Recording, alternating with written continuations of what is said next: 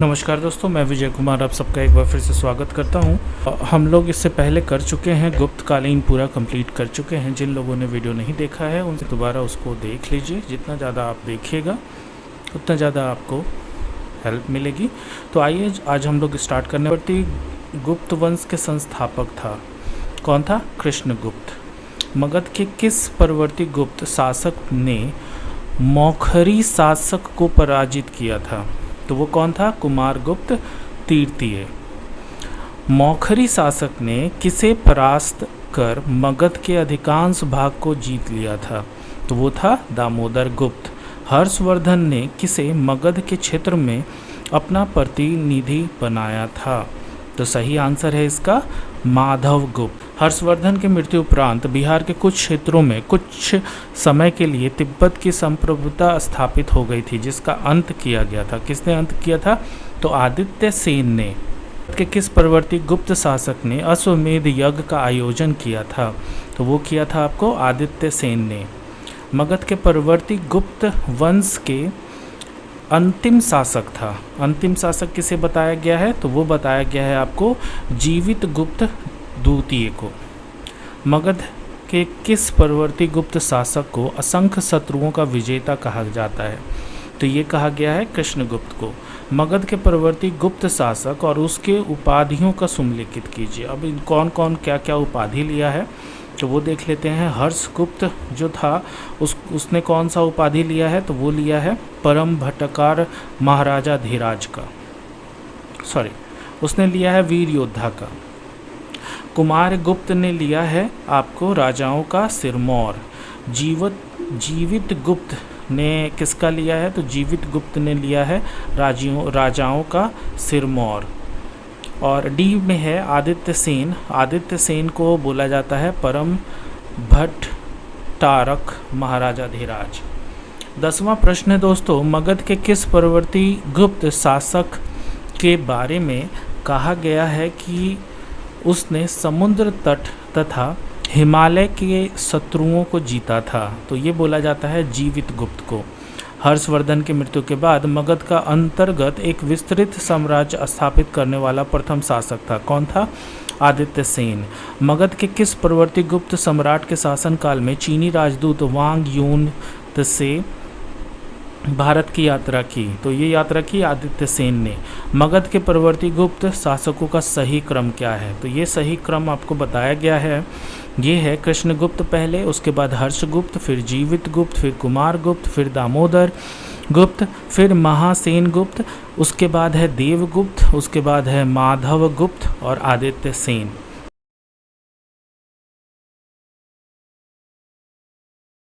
उसके बाद है आपका एक्सरसाइज समाप्त होता है। उसके बाद आता है गुप्तोत्तर युग और बिहार। ठीक है, इससे बीपीएससी में बहुत सारे प्रश्न पूछे जाते हैं और बिहार से रिलेटेड जितने भी एग्जामिनेशंस हैं उसमें इससे रिलेटेड बहुत सारे क्वेश्चन हैं। ठीक है, क्योंकि उसमें यात्रियों वगैरह के बारे में बताया गया है। चीनी यात्री इतिसांग बिहार का भ्रमण किया था। कब किया था? 675 ईस्वी में। हर्षवर्धन के समय बिहार राज्य में कौन सा विश्वविद्यालय प्रसिद्ध था? तो ये था आपका नालंदा। चीनी यात्री हेन सांग ने किस विश्वविद्यालय का अध्ययन किया था? तो ये किया था नालंदा। हेन सांग ने पाटलिपुत्र की यात्रा किस वर्ष की थी? तो ये की थी 635 ईस्वी में। बोध गया में महाबोधि वृक्ष की क्षति पहुंचाने वाला शासक कौन था? तो ये शासक था शशांक, जो बंगाल का शासक था। बहुत ही क्रूर और धर्मार्ध था, माना जाता है कि किसी धर्म को नहीं मानने वाला था। ठीक है, अब आते हैं पालकालीन बिहार। पाल वंश का संस्थापक कौन था? तो गोपाल। ठीक है, पाल और गोपाल आप याद रख सकते हो। विक्रमशिला विश्वविद्यालय की स्थापना धर्मपाल ने की थी। विक्रमशिला विश्वविद्यालय की स्थापना किस वंश के शासक ने की थी? तो ये आ जाता है आपका पाल वंश। आधुनिक बिहार में किस जिले में विक्रमशिला विश्वविद्यालय स्थापित किया गया है? तो ये किया गया है भागलपुर में। नालंदा महाविहार के आर्थिक अनुदान देने वाला शासक कौन था? हर्ष, धर्मपाल और देवपाल।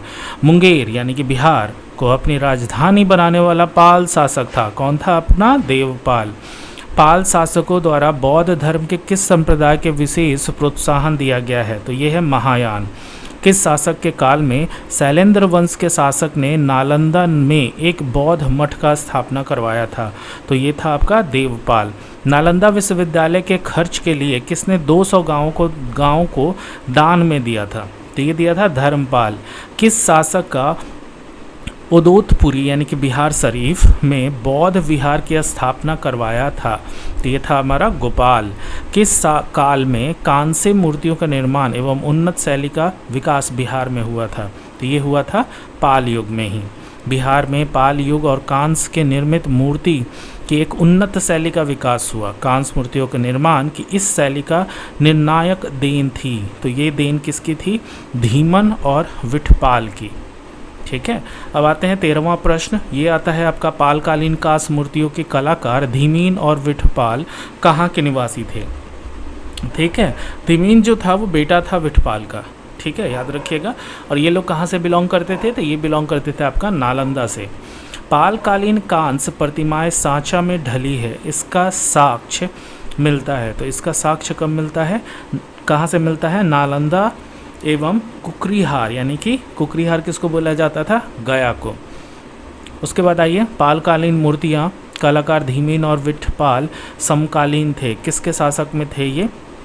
किसे शासनकाल में? तो धर्मपाल और देवपाल में। समकालीन जहाँ आएगा तो आपको आंसर देना है उस टाइम में उस जगह के राजा या महाराजा के बारे में। चित्रित पांडुलिपि, प्रज्ञापरमित और पंचरक्ष किस युग के हैं? तो ये है आपके पाल युग के ही। पालकालीन चित्रकला की भित्ति चित्र रूप कहाँ से मिलता है? ठीक है, तो याद रखिएगा नालंदा से। ज़्यादातर पाल शासक का रिलेट करेगा आपका नालंदा भी। आपके आंसर्स नालंदा के आसपास ही इसके आंसर होंगे। पाल शासक अपना आदेश प्रसारित करते थे, कहाँ से करते थे? पाटलिपुत्र से।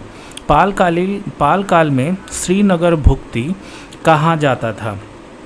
किससे कहा जाता था? तो ये कहा जाता था आपको मगध को। देवपाल की अनुमति से सुमात्रा के राजा बलदेव पुत्र कहाँ विदेशी विद्यार्थियों के लिए छात्रावास का निर्माण कराया था? तो ये करवाया था आपको नालंदा। अब आते हैं मिथिला के कर्नाट शासक। ठीक है, अब मिथिला से रिलेटेड जो क्वेश्चन आते हैं उनके बारे में है।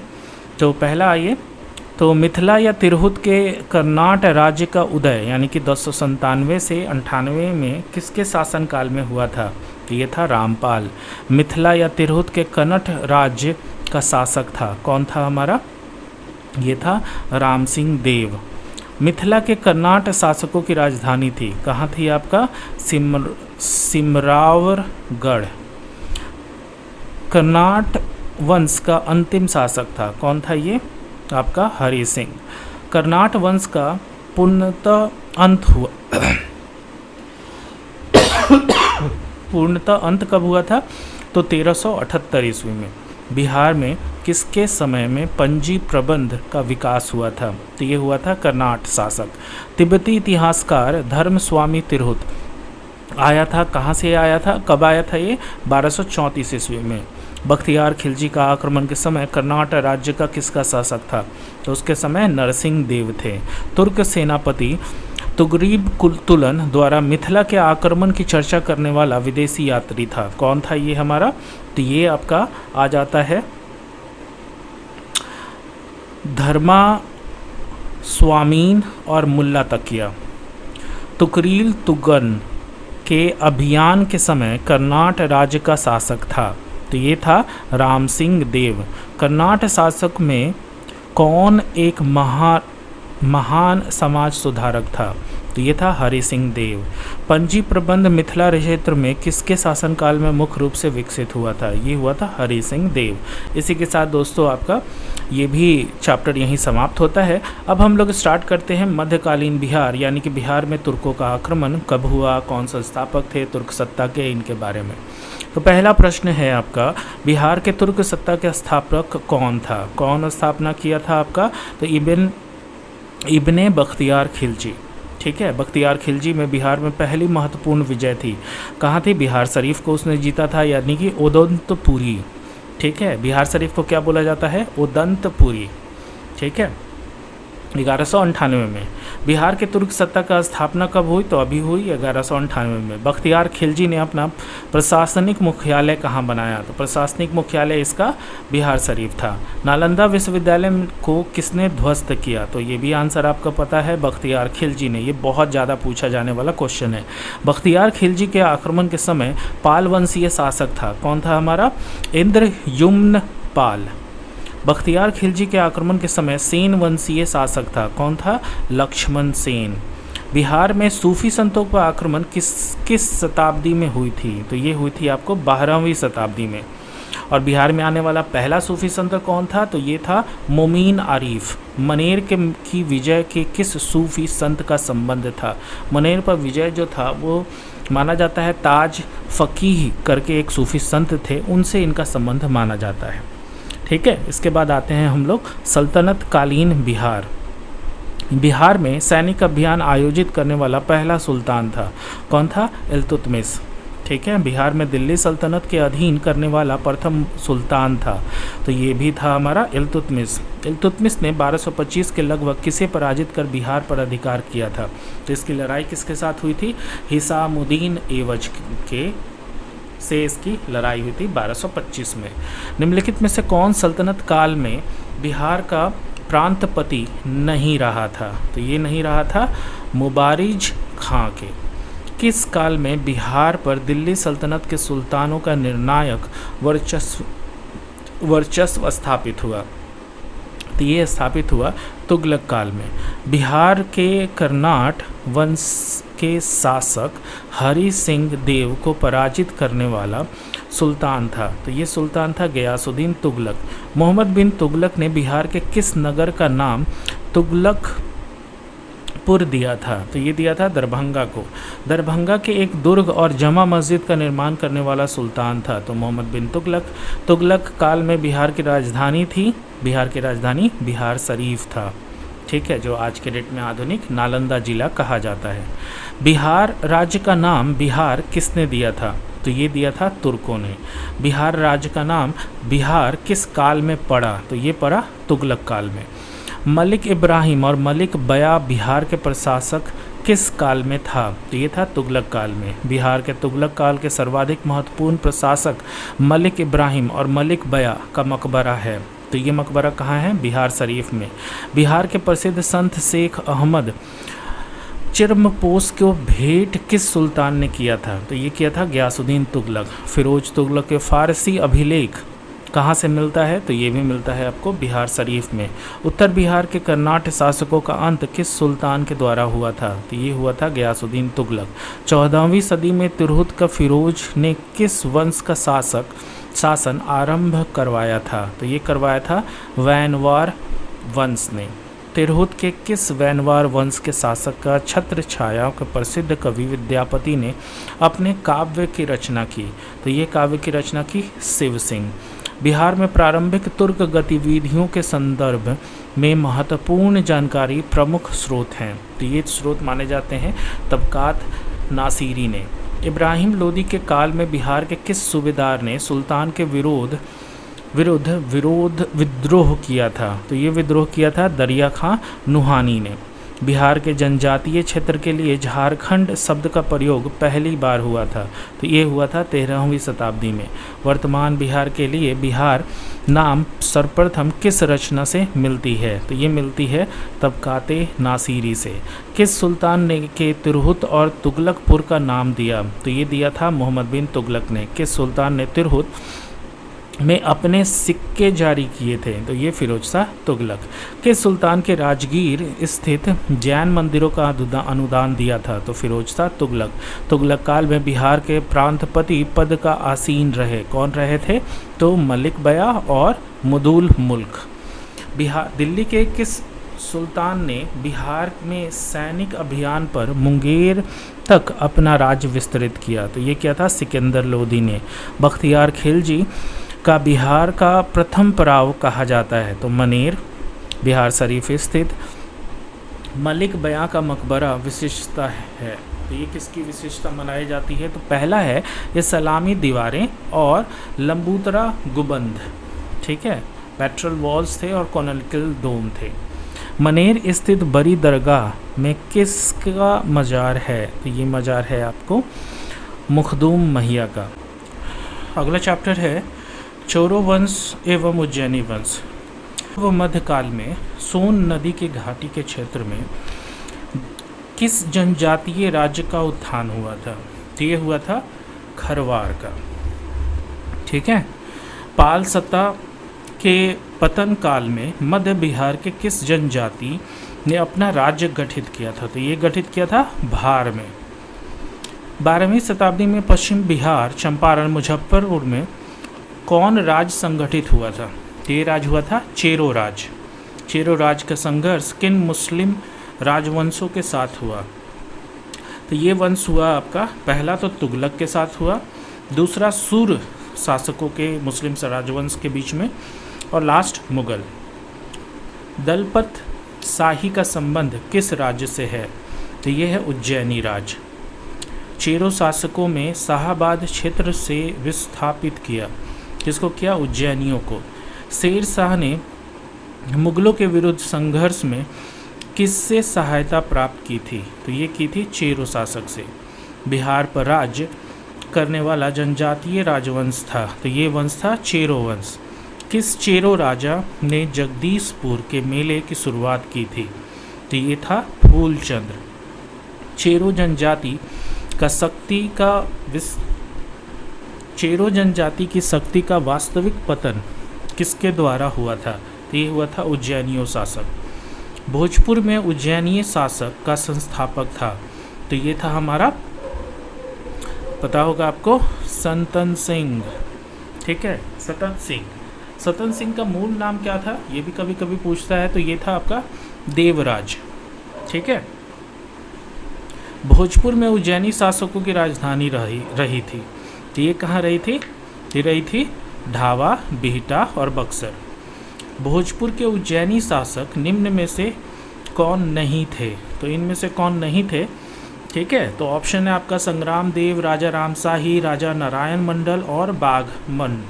तो आंसर होगा आपका बाघमल। इस चैप्टर का 14वां और अंतिम प्रश्न है, चांद एवं मुंड को चंडेश्वरी और मुंडेश्वरी नामक मंदिरों से जुड़े हैं। ये संबंधित हैं। ये संबंधित है शाहाबाद के चेहरे से। अब है आपका बिहार में अफगान आक्रमण। ठीक है, अफगान किस तरह से आक्रमण किए, रूल किए, उनके बारे में स्टार्ट करते हैं। बिहार में अफगान राज। बिहार के अफगान सत्ता के आरंभिक उत्कर्ष का निर्णायक देन थी। किसकी देन थी? नुहानी कबीले की। सिकंदर लोदी ने 1495 और 96 में किसके बिहार का प्रभारी नियुक्त किया था? ठीक है, किसको किया था? तो ये था हमारा दरिया खां नुहानी। बिहार में नुहानी राज संस्थापक थे, तो ये थे मोहम्मद शाह नुहानी। मोहम्मद लोदी विस्थापित कर बाबर ने किस बिहार का प्रशासक नियुक्त किया था? तो मोहम्मद लोदी ने मोहम्मद शाह को यहाँ पर नियुक्त किया था।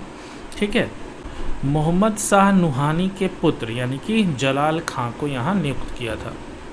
अब आते हैं सूर साम्राज्य यानी कि शेर शाह सूरी, 1540 से 1545 तक। सूरवंश के संस्थापक कौन थे? शेर शाह। अच्छा, शेर शाह का मूल नाम यानी कि पहला नाम क्या था? तो शेर शाह का नाम था फरीद खान। शेर शाह को शेर खान की उपाधि दी थी, तो किसने दी थी? ये मोहम्मद नुहानी ने। शेर खां के पिता हसन खान जागीरदार था। कहाँ का? सासाराम का। शेर खां बिहार के किस शासक का संरक्षक नियुक्त हुआ था? ये हुआ था जलाल खां। बिहार में शेर शाह की राजनीतिक वर्चस्व किस युद्ध में उसकी विजय के साथ स्थापित हुआ? तो ये था सही आंसर इसका, सूरजगढ़ का युद्ध में। शेर शाह ने किस युद्ध में हुमायूं को पराजित किया था? ठीक है, तो चौसा का युद्ध और बिलग्राम तथा या फिर कन्नौज का युद्ध भी हम लोग कहते हैं। शेर शाह द्वारा पट्टा में नव निर्माण का वर्णन किस रचना में मिलती है? तो ये मिलती है आपको तारीख दाऊदी। शेर शाह द्वारा अफगान राज्य के पूर्ण संस्थापक किस युद्ध के उपरांत हुआ था? तो ये हुआ था कन्नौज और बेलग्राम के युद्ध के बाद। शेरशाह का प्रशासनिक प्रयोगशाला था, तो ये था आपका सहसराम। बिहार का अंतिम अफगान शासक था, तो ये था आपका दाऊद खां करारानी। शेरशाह का मकबरा कहाँ है? तो है आपका सासाराम में। शेरशाह द्वारा पटना में दुर्ग और पटना की राजधानी बनाने की चर्चा कहाँ मिलती है? तो ये मिलती है तारीख़ दाऊदी में। ठीक है, कौन रचनाकार थे इसके? तो अब्दुल्लाह। शेरशाह द्वारा कौन सा कार्य किया गया था? तो ये किया गया था उपयुक्त सभी, यानी कि जब्त प्रमाणी की शुरुआत, सिकंदरी गज एवं सन के डंडी का प्रयोग और रुपया का प्रचलन। बिहार राज्य में स्थित सासाराम एक किला निर्माण करवाया गया था, तो कहाँ करवाया गया था? शेरशाह ने। निम्न में से कौन सा कार्य शेरशाह द्वारा नहीं किए गए थे? तो इसमें से इबादत खाना का जो बनवाना था वो अकबर ने बनवाया था, शेरशाह ने नहीं बनाया था। उपयुक्त सभी इसके सही आंसर है, यानी कि ग्रैंड ट्रंक रोड बनवाना, देश में भूमि का सर्वेक्षण करना और किसान को पट्टा देना। ठीक है, कबूलियत प्रथा का आरंभ भी शेरशाह ने ही करवाया था। मध्यकाल में पटना का नर्म निर्माण करवाया था, कौन करवाया? शेरशाह। सहसराम किसके मकबरे के लिए प्रसिद्ध है? तो उपयुक्त सभी, यानी कि शेरशाह सूरी के लिए, हसन खान सूर और इस्लाम शाह के लिए। शेरशाह का मकबरा के संबंध में क्या सही है? तो इसमें से उपयुक्त सभी सही है। ये झील के मध्य स्थित अष्टकोठी आकार का है। यह मकबरा चौकरे चबूते का बना है, जिसके चारों ओर सीढ़ियाँ हैं। उसके बाद है इसकी छत एवं भव्य गुंबद का रूप में है। पटना में प्रांतीय राजधानी बनाया था, किसने बनाया था? शेरशाह ने। सुप्रसिद्ध सूफी संत शेख वंडल किस अफगान शासक के समकालीन थे? तो ये थे हमारे शेरशाह और इस्लाम शाह। अष्टकोटीय मकबरों का श्रृंखला का अंतिम मकबरा था, ये था इस्लाम शाह का मकबरा।